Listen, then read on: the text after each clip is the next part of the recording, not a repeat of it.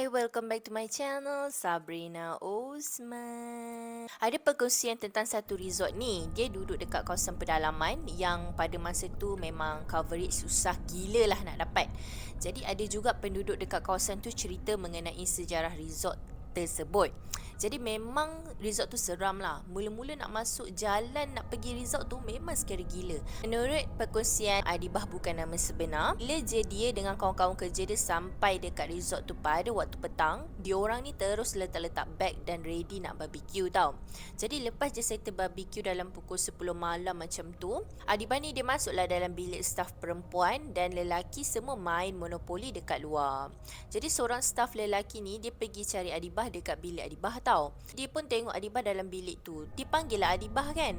Tapi Adibah diam je. Dia pun pelik. Lepas tu dia pun patah balik lah dekat tempat orang lain lepak. Lebih kurang sejam lepas tu Adibah keluar dari bilik lain. Jadi ada satu staf perempuan ni dia terkejut lah. Dia cakap, Puan ada dekat sini. Tadi Faizal kata Puan ada dekat bilik Puan. Terkejut lah si Adibah ni dengar. Malam tu semua orang tak boleh nak tidur tau. Kiri kanan hutan tebal, tak ada rumah orang. Jadi scary gila lah kan. Lepas tu dengan tak ada connection lagi. Lepas tu line zero. Nak call keluar masuk pun memang tak lepas lah. Last tidur satu bilik, perempuan dekat atas, lelaki dekat bawah. Jadi pukul 3-4 pagi macam tu, walkie-talkie tengah charge. Tapi yang peliknya talkie-talkie tu bunyi tak berhenti. Memang seram gila. Esok petangnya, diorang balik semula dekat resort daripada bandar.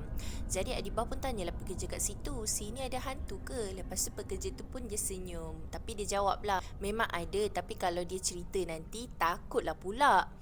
Jadi buat tak tahu je, kalau jumpa tu rezeki lah. Staff tu kata macam tu. Adibah ni dia teruslah macam takutlah juga kan bila staff tu dah cakap macam tu. Terus dia rasa nak balik. Dah lah pekerja dekat situ kerja sampai pukul 10 je. Lepas tu tak ada orang dah. Jadi tinggallah dia orang je. Hari kedua masing-masing tidur dekat bilik sendiri. Malam tu lelaki semua duduk lepak dekat luar main game. Tapi Adibah dia ajaklah seorang staff masuk bilik dia. Tapi bila masuk je terus bau sermebak tau, bau bunga yang sermebak, bau wangi lah. Tapi bila dipanggil orang lain, tak ada pula bau tu. Kira dah tiba-tiba hilang macam tu. Lepas tu bila masuk je pukul 3 pagi, Adibah ni dia duduk dalam selimut tak boleh nak terlelap tau. Sampailah beberapa jam. Lepas tu dia berpeluh-peluh sebab dia selubung dengan selimut. Lampu oren yang malap tu duk nyala-nyala mati kan. Sebiji macam cerita dalam TV tau. Jadi pukul 4 pagi start bunyi ketuk-ketuk dekat kepala katil diorang. Jadi diorang pun tolak meja. Ingatkan adalah binatang. Lepas tu senyap je. Tak lama lepas tu sambung pula bunyi balik sampai ke subuh. Lepas tu ada seorang akak ni, dia tinggal dekat kampung tu, pesan tau dekat diorang, situ tempat keras, benda tu memang suka jadi kawan-kawan kita, kakak tu cakap. Lepas tu kalau jumpa dia akan tenung kita, kalau bagi salam nanti dia akan nangis ataupun lari. Pernah dulu ada Mak Saleh stay dekat situ, hilang sampai sekarang tak jumpa tau. Kena sorok ke ataupun mayat tak jumpa-jumpa, memang tak tahulah. Jadi mak kawan akak tu kerja dekat situ dulu, selalu kena sampuk. Biasalah kan dalam hutan memanglah ada benda yang macam ni. Lagi-lagi kat situ ramai orang buang benda tak elok. Jadi diorang pun balik sampai sekarang tak berani buka gambar-gambar yang ambil malam-malam. Tiba-tiba takutlah bertambah lagi seorang ahli ke. Bila Adibah balik, dia terkejutlah tengok kaki lebam macam kena gigit hantu kan. Tapi bila dia google, tak ada pula orang cerita. Mungkin dia kacau spesies yang lemah semangat je kot. Agak-agak korang kan resort ni kat mana? Sebab aku pun tak dapat teka resort ni dekat mana. So kalau korang tahu boleh komen dekat bawah. Untuk cerita yang kedua, resort yang menyeramkan. Bagi aku cerita ni seram tau. Kisah ni terjadi pada tahun 2013. Selepas beberapa bulan berkahwin, rezeki Ina dengan suami dia bakal dapat cahaya mata yang pertama. Jadi awal-awal kehamilan dia rasa macam agak teruk lah dengan alahan, dengan mabuk, muntah-muntah. Memang tak berhenti lah kan. Nak dijadikan cerita, suami dia ni nak bagi kejutan pada Ina dengan booking resort dan tiket kapal terbang ke Langkawi sebagai hadiah baby moon diorang. diorang. Jadi pada awalnya Ina ni dia agak keberatan lah nak pergi, memandangkan macam usia kandungan dia tu pun baru nak masuk 4 bulan. Lepas tu ada alahan yang masih teruk. Tapi dia nak jaga hati suami dia pun turutkan je lah kemahuan suami dia. Walau hakikatnya dia sangat lemah dan sangat penat. Jadi untuk pengetahuan korang, Ina dengan suami dia ni pergi ke Langkawi bersama dengan 2 lagi pasangan suami isteri, iaitu Hadi dan Aida, dan Izzat dengan Aimi, yang mana diorang pun kawan-kawan suami Ina lah. Jadi Aida dengan Aimi ni dia tengah pregnant juga, sama macam Ina, tapi keadaan diorang ni sihat je, macam tak ada alahan-alahan yang teruk. Tak macam Ina lah, senang cerita. Yelah sebab alahan setiap orang kan tak sama kan. Jadi diorang ni bertolak daripada KL menaiki flight pada masa tu pukul 8.30 malam dan sampai ke Langkawi lebih kurang 9.30 malam, sejam lebih kurang lah. Sampai je diorang dekat sana memang terus sewa kereta dan diorang terus pergi dekat tempat yang suami Ina ni booking lah. Diorang sampai agak lewat sebab diorang sesat.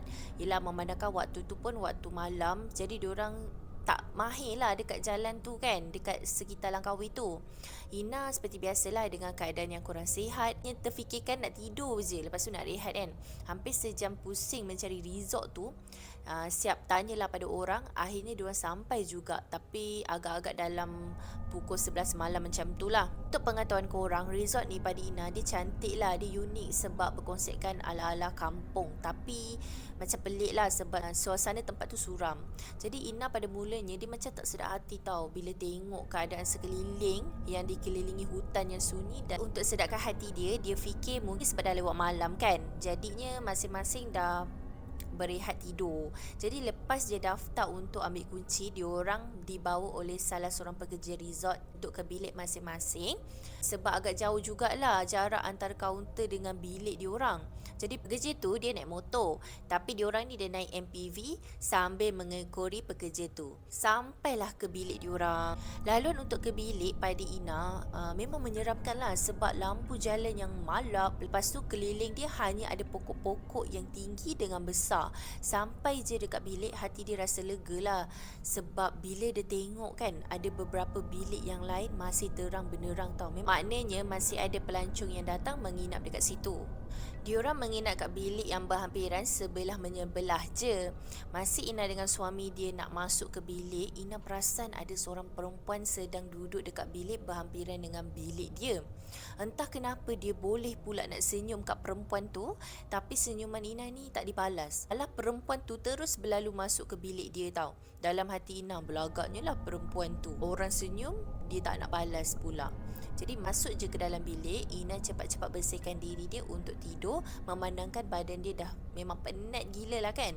Tiba-tiba kawan-kawan suami dia ni ajak untuk sama-sama cari makan dekat luar, memandangkan diorang semua memang belum makan lagi masa diorang sampai kan. Jadi Ina ni walaupun dia kepenatan lah, dia ikut je lah kan. Nak buat macam mana, takkan dia nak tinggal seorang-seorang kat dalam resort tu, memang tak lah. Jadi diorang pusing kat kawasan sekitar untuk mencari kedai makan yang berdekatan, memandangkan masa tu dah hampir pukul 12 malam. Diorang bernasib baik lah masa tu sebab masih lagi ada kedai yang buka. Dan sampai je dekat meja makan tu, macam biasa diorang buat pesanan. Jadi bila makanan sampai je, Ina terus ke sinki untuk basuh tangan. Dan kebetulan ada seorang akak ni, dia tegur, "Berapa bulan dah ni?" sambil senyum-senyum pada Ina. Lepas tu Ina pun jawab lah, 4 bulan kak, kecil lagi. Ina pun balaslah senyuman akak tu. Lepas tu akak tu cakap lah, "Oh, orang luar baru sampai ke dekat Langkawi?" Tanya akak tu lah kan. Lepas tu Ina pun jawab lah, baru sampai tadi. Terus dia sampai dekat resort, lepas tu lapar, tu yang pergi cari makan ni. Akak tu cakap lah, "Oh, duduk dekat resort mana?" Ina pun jawab lah, "Resort ... Lepas tu akak tu macam katalah, "Hati-hati ya dik, kandungan tu baru lagi." Akak tu cakap. Lepas tu akak tu terus pergi. Yang Ina perasan muka akak tu macam kelak-kelak je bila Ina bagi tahu yang dia stay dekat resort tu. Tapi Ina tak fikir panjang lah, dia terus je basuh tangan dan makan. Bila dah habis makan, si Izzat ni ajak diorang ni pusing-pusing dekat sekitar Langkawi. Dah lewat malam kot. Ikutkan hati Ina nak je bantah, tapi yelah disebabkan Ina tak nak ganggu mood happy diorang kan. Diorang datang pun sebab nak bercuti, so diikutkan je lah. Walaupun masa tu dia tengok suami dia tu macam nak makan suami dia. Dia bagi jelingan maut lah. Lepas pusing-pusing, diorang balik semula ke resort lebih kurang pukul 2 pagi. Masa Ina nak masuk bilik dia, dia perasan bilik depan dia ni, bilik perempuan tadi tu lah kan, masih terang benderang dan siap ada bunyi radio lagu Orang Putih lama-lama tau. Agak kuat jugalah bunyi lagu tu yang dipasang tu, tapi sebab Ina dah letih sangat, dia buat tak tahu sambil berlalu masuk dekat bilik dia. Masa dia nak siap-siap tidur, dia cakap dekat suami dia, "Seram lah bang resort ni, kenapa tak booking hotel je?" Lepas tu suami Ina ni cakap lah, masa booking resort ni tengah ada promo murah. Lagipun macam best lah resort ni sebab unik sikit, ala-ala kampung. Kalau korang nak tahu resort tempat dia menginap ni memang unik sikit lah. Hiasan dalaman pun lebih macam pada kayu-kayu. Bilik dia ni agak besar sebab sekali dengan ruang tamu dan tingkap pula jenis macam tingkap rumah kampung tu. Jadi malam pertama bermalam dia dah mula diganggu dengan bunyi orang baling batu kecil dekat tingkap tau. Mesti korang boleh imagine kan macam mana. Macam pak-pak bunyi batu kecil-kecil baling dekat tingkap tu berkali-kali tau. Ina ni dia jenis tidur mudah terjaga berbanding dengan suami dia, tapi malam tu dia memang rasa seram lah, tapi dia abaikan je bunyi tu. Lepas tu dia terus selubung dengan selimut. Esoknya Ina dia tak naklah cerita dekat suami dia. Dia ingat nanti dah balik KL baru dia nak cerita, sebab kalau boleh dia tak nak ganggu percutian ni dengan cerita-cerita seram yang mungkin nanti kawan-kawan dia fikir tu hanya halusinasi dia je. Better lah dia diam. Malam kedua dekat resort tu, gangguan tu masih ada lagi tau. Kali ni macam lagi seram lah. Malam tu lepas dia keluar berjalan, diorang balik ke resort tu awal tau, dalam pukul 9 malam macam tu lah. Mungkin sebab siangnya diorang masing-masing dah penat kan, jadi malam tu diorang nak lepak-lepak je dalam bilik. Malam tu diorang lepak dekat bilik Hadi. Sambil lepak diorang ni berborak lah sambil makan jajan-jajan dan makanan yang diorang beli siang tadi tu. Masa Ina ni dia tengah ralik main telefon, tiba-tiba phone bateri dia habis. Jadi Ina cakap lah dekat laki dia yang dia nak balik bilik kejap untuk charge phone. Lepas tu laki dia tanya, nak dia teman ke? Lepas tu Ina kata tak payahlah, dia boleh je pergi seorang, memandangkan bilik dia tu selang satu bilik je daripada bilik Hadi. Jadi sampai je dekat pintu bilik, Ina tengok perempuan bilik depan dia tu tengah berdiri betul-betul depan pintu bilik perempuan tu tau. Jadi kali ni Ina dia rasa macam malas lah nak senyum kan. Jadi dia pun buat tak tahu je. Lepas Cik Ina masuk dekat bilik dia, dia dengar bunyi orang hempas pintu kuat gila tau. Pam macam tu. Memang terkejut lah kan, sampai Ina boleh melata sebab punyalah kuat bunyi tu. Jadi Ina ni dia masih lagi buat tak tahu dan terus cari charger untuk charge phone dia. Tiba-tiba pintu bilik dia ni ada orang ketuk tau. Jadi Ina buka lah pintu. Bila dia buka pintu, dia tengok kawan dia Aimi, isteri Izzat datang. Jadi Ina pun ajak lah Aimi ni masuk bilik dia. Lepas tu Ina pun pergi semula dekat tempat dia charge phone. Sambil tu Ina tanyalah si Aimi ni ada apa-apa ke yang dia perlukan kan sampai datang ke bilik Ina tu. Tapi pertanyaan Ina tadi tak dijawab dan dia pun toleh tengok si Amy ni dah tak ada. Jadi Ina masa tu masih tak fikir apa-apalah. Lepas dia charge handphone dia tu, dia terus ke bilik Hadi, tempat yang diorang berkumpul untuk lepak tadilah kan. Jadi Ina pun nampak si Amy ni tengah main phone. Lepas tu Ina pun tanyalah Amy ni depan-depan kawan-kawan diorang, "Kau kenapa datang bilik aku tadi?" Aku tanya, lepas tu tengok kau dah tak ada. Lepas tu Amy ni dia buat muka pelik lah kan. Lepas tu dia pun jawab lah, "Bila aku datang bilik kau? Aku dari tadi duduk dekat sini." Ina pun rasa macam jangan main-main Aimi, Ina cakap macam tu. Masa ni Aimi dia terus diam dan masa tu juga suami Ina ni tarik dia dan tanya sama ada Ina ni okey ke tak. Lepas tu Ina bagi tahulah dekat laki dia yang dia memang ada nampak Aimi ni datang bilik diorang. Ina pun cakap lah dia memang ada nampak Aimi ni datang bilik diorang tadi. Lepas tu suami Ina ni dia tenangkanlah Ina ni. Lepas tu dia anggaplah yang Ina ni mungkin terlampau letih jadi sampai ternampak yang bukan-bukan. Tiba-tiba sekali lagi bunyi hempasan pintu yang cukup kuat buat diorang ni semua terkejut tau. Jadi Ina ni masa ni dia dah cuak sangat lah, hampir-hampir dia rasa macam nak nangis lah kan. Aimi dan Aida masing-masing dah peluk suami masing-masing lah. Izzat dengan Hadi terus pergi tinjau dekat luar bilik tengok apa yang dah berlaku. Bila diorang tengok je dekat luar bilik, suasana memang sunyi dan gelap. Jadi Izzat dengan Hadi ni beranggapan mungkin bunyi tadi datang dari bilik orang lain. Ina masa ni dah tak sedap hati, cepat cepat-cepat cakap dekat suami dia nak balik bilik, nak rehat lah kan.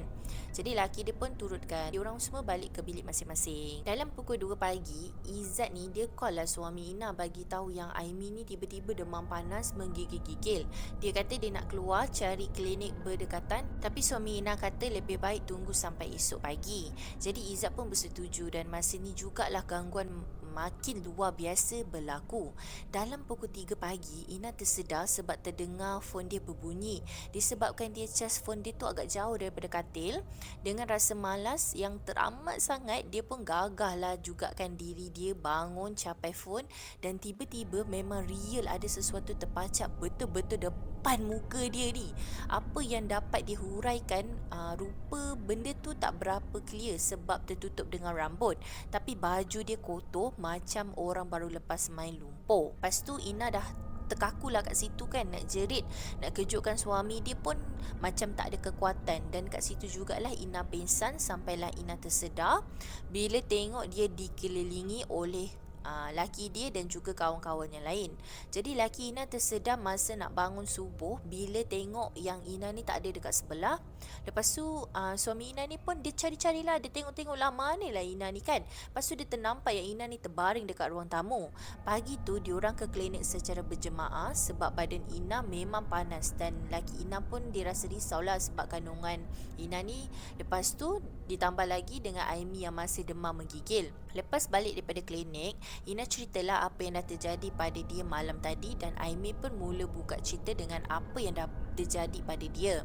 Malam masa baru sampai resort tu, Aimi dia ternampaklah ada seorang perempuan berdiri tepi jalan masa diorang on the way nak ke bilik, masa follow staff resort tu. Jadi Aimi ni bolehlah tertegur, perempuan ni buat apa lah tengah-tengah malam terjegat dekat tepi jalan, tak takut ke? Sejak daripada tu Aimi selalu dibayangi perempuan tu. Pernah sekali masa malam lepak-lepak dekat bilik Hadi, Aimi dia terasa macam bahang lah dalam bilik tu dan konon-konon dia nak keluar kejap lah ambil angin malam kan. Tiba-tiba ada sesuatu macam menolak Aimi. Aimi ni hampir tersungkur. Bila Aimi toleh, memang depan mata Aimi ni ada benda terbang sambil renung tajam dekat Aimi. Aimi yang dah menggigil ketakutan tu terus masuk ke bilik semula dan masa tu jugalah Ina masuk bilik tanya Aimi ni kenapa datang bilik dia. Lepas balik klinik, memang diorang decide nak check out terus lah daripada resort tu. Walaupun kalau ikutkan package ada 1 malam lagi untuk diorang stay dekat sana. Diorang decide untuk cari hotel lain, memandangkan sebab masing-masing pun dah takut kan. Lepas tu nak balik terus ke KL, tiket flight malam esok pula. Nak tak nak memang kena stay 1 malam lagi dekat Langkawi tu. Jadi balik bilik masing-masing, terus diorang ni kemas-kemas barang dan suami Ina ni masa nak keluar daripada bilik sekali lagi bunyi hempas pintu kuat dan kali ni pintu bilik depan Ina ni tiba-tiba terbuka, lepas tu tertutup sendiri. Benda tu berulang kali berlaku dalam 3-4 kali lah. Suami Ina cepat-cepat masuk ke kereta tanpa tengok apa-apa. Lepas tu Ina dia memang kecut perut lah masa tu sambil berdoa janganlah benda tu ikut dia. Sampailah dia balik. Sampai dekat kaunter pemulangan kunci tu, masa diorang nak check out lah, diorang semua ni sekali sama-sama keluar daripada kereta masing-masing sebab dah takut tau. Sebab nak tunggu dalam kereta memang takut lah kan. Masa nak tunggu proses check out tu, suami Ina ni dia tanyalah dekat staff resort tu. Suami Ina tanya macam ni, ramai ke guest minggu ni? Saya tengok siang malam tak ada orang pun, tapi malam macam meriah sebab bilik banyak yang terang. Lepas tu staff tu jawab lah, so far untuk 2-3 hari ni tak ramai orang sangat. Yang ada pun encik dengan kawan-kawan encik dan 3 lagi pasangan orang putih, tapi diorang duduk dekat blok lain. Lepas tu suami Ina ni macam tak percaya lah. Ya ke? Saya tengok bilik depan bilik saya waktu malam terang je, kiri kanan bilik macam meriah sebab kadang-kadang dengar lah ada orang berborak. Suami Ina cakap macam tu. Lepas tu staff tu dia macam terdiam lah kan. Lepas tu dia cakap lah, encik, bilik depan encik memang tak ada orang sebab under maintenance. Dah sebulan lebih diorang kosongkan sebab nak baiki bilik tu. Kalau ikutkan list guest memang bilik lain pun kosong, tak ada orang. Lepas dia dengar macam tu, suami Ina ni dia terus macam terkedu tau. Tak boleh nak cakap apalah kan. Lepas dia selesai proses pemulakan kunci tu, diorang pun terus belah macam tu je. Masuk kereta memang diorang langsung tak buka cerita. Memang semua masing-masing senyap. Lepas tu Ina memang dah cuak tahap nak menangis. Dalam hati dia memang rasa macam nak cepat je keluar daripada resort tu. Jadi itulah pengalaman yang dia rasa memang paling seram yang dia pernah hadapi. Bila teringat balik muka perempuan tu, Ina boleh jadi takut sendiri tau. Lepas ni kalau dia nak ke Langkawi, memang taklah dia nak stay dekat resort tu. Bagi free menginap pun tak apalah, dia memang tak nak. Jadi apa pendapat korang dengan cerita kali ni? Dan korang tahu tak resort apa yang dekat Langkawi tu yang Ina ni menginap? Cuba korang komen dekat bawah. Sebab aku pun nak tahu juga resort apa yang Ina ni menginap. Jadi apa pendapat korang dengan cerita kali ni? Kalau korang suka dengan cerita aku, jangan lupa subscribe dan like. Pada yang belum subscribe lagi, boleh subscribe cepat-cepat. Jangan lupa juga follow TikTok aku, Sabrina Osman. Terima kasih sebab support dengan video aku dan dengar sampai ke penghujungnya. Kita akan berjumpa lagi di video akan datang. Bye!